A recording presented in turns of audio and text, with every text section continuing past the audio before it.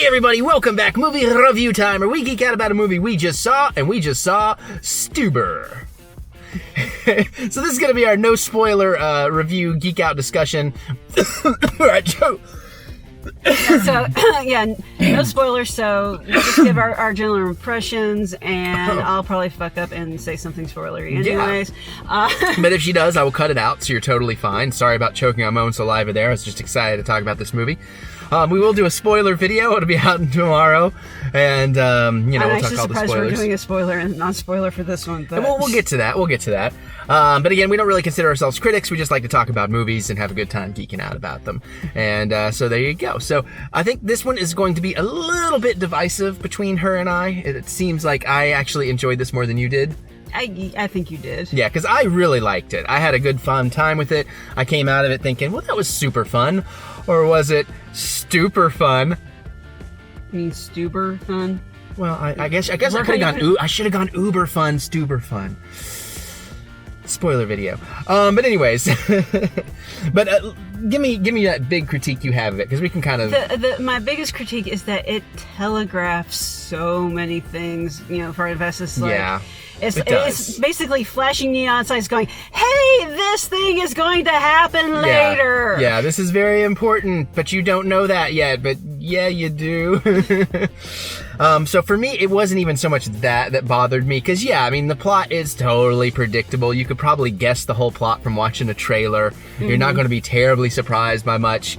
But for me, what really worked was the chemistry of Dave Bautista and Camille Nanjiani. But even that wasn't as good as, The Rock and, Hart.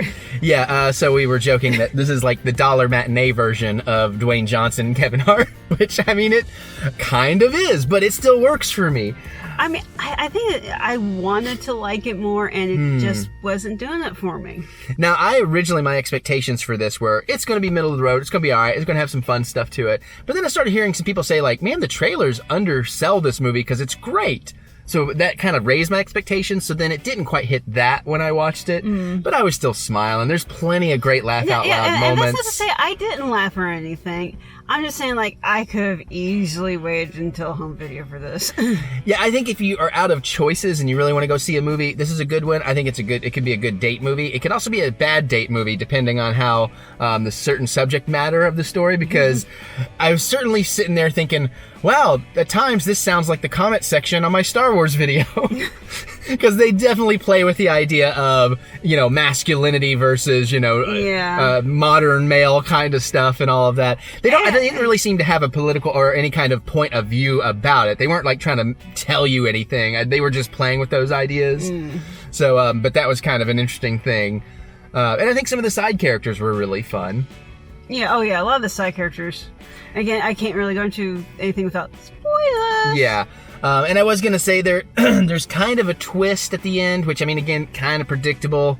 But at the same time, the bigger problem I have with that twist is it's not well set up. It mostly just kind of comes out of the blue. That's the only reason why that twist surprised me, is because they didn't bother to set it up. Right, yeah. And you felt like a certain character maybe should have been in the movie more for the reveal to make more of an impact. Yeah. And then there's things I want to say, but I won't say about it until spoilers either. But again, the pacing is real fun. If you've seen, like, all the trailers for this, you've probably seen most of the jokes.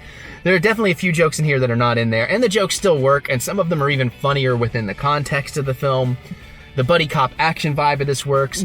It's R-rated, and other than a particular sequence in a strip club, no more detail than that, I don't really see that it needed to be R-rated. Like, it didn't really add to the humor or anything. Well, the gore. But that's what I was going to say. Even the gore, you didn't really need that, but I appreciated it. And honestly, I think we may have gotten the gore because of the other thing. Just so they could have this one sequence, which is totally worth it, because it's definitely, like, the funniest section of the movie, I think. Yes. For many, many reasons, which, of course, we'll talk about in spoilers. But they're going, like, if we're going to be R-rated anyways, why don't we just do this, too? Yeah, pretty much. And again, the violence and the gore is really appreciated. There's one moment that's like Final Destination almost in there, and that was pretty awesome, because, I'm a gore hound. I like that stuff in movies. Yeah. She does not. Although it's interesting because people are getting shot in the head, she's fine, but then there's like a fishing hook thing, and she's like, oh! Because I can... Without detail, okay.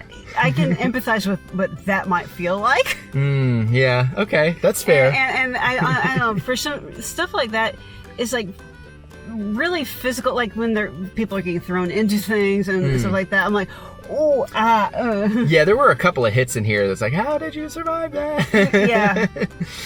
But again, I mean, there are some funny jokes. There's definitely some stuff that I didn't see coming from the trailer, some quick beats. Can I ask, what do you think of Bautista's is that right? Bautista? Yeah, Dave Bautista. I'm sorry, thinking John Baptiste from... Well, you were close.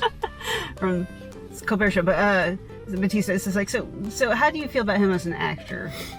He's definitely a personality actor. For those of you that don't know, I've always thought there's generally two classifications of actors. There are and everybody can play on both sides a little bit, but for the most part, you've got your personality actors and you've got your character actors.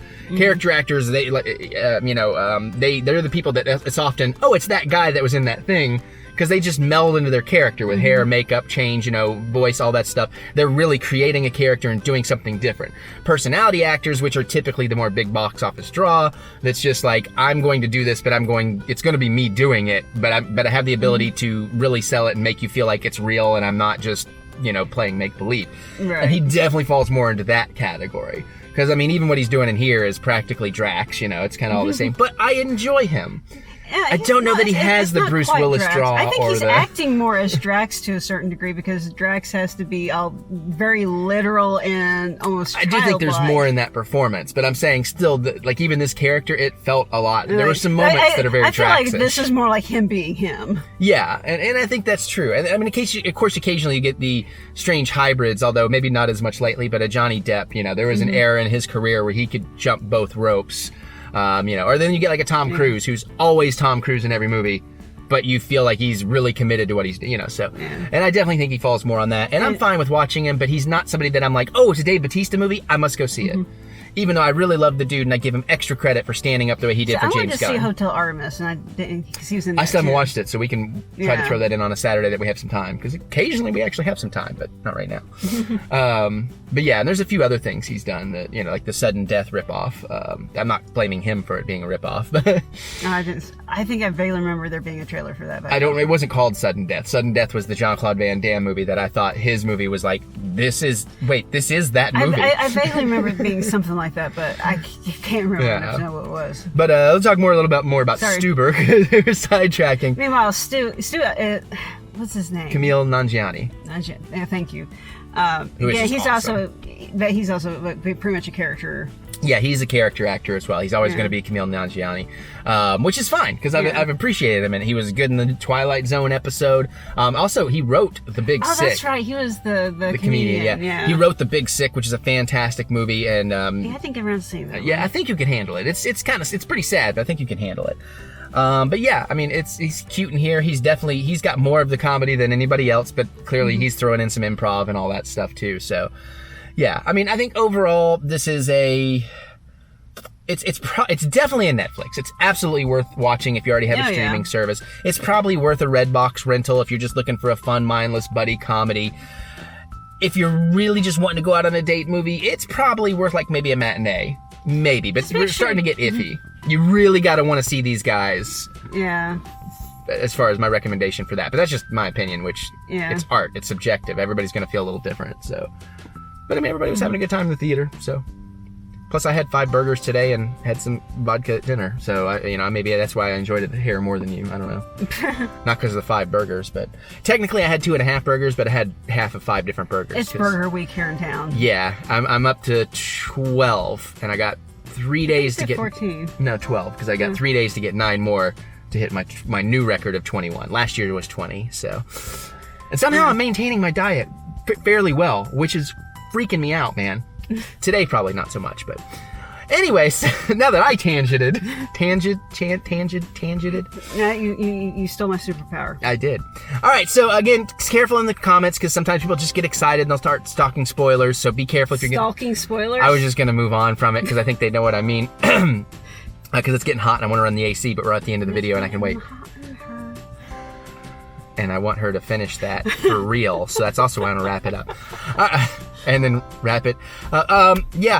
So... Get on with it! Okay. But yeah, so anyways, that's what we think about Stuber. I almost called it Uber. And again, we'll have a spoiler video out tomorrow. I'm not going to say it because I'm not going to jinx it. And but other than that, you can let us know if you're going or whatever, or you can just say like I feel the same or whatever. Just try to avoid spoilers down there for people that haven't seen it yet. You can also click the thumbs up button, give us the good old thumb of encouragement, as we do love to be encouraged. Check out the Stardust app. Sure, look up the Eric Butts. I think I put a link in the description below, or it's on all my trailer things. We do the Stardust thing right before we even shoot these. So yeah.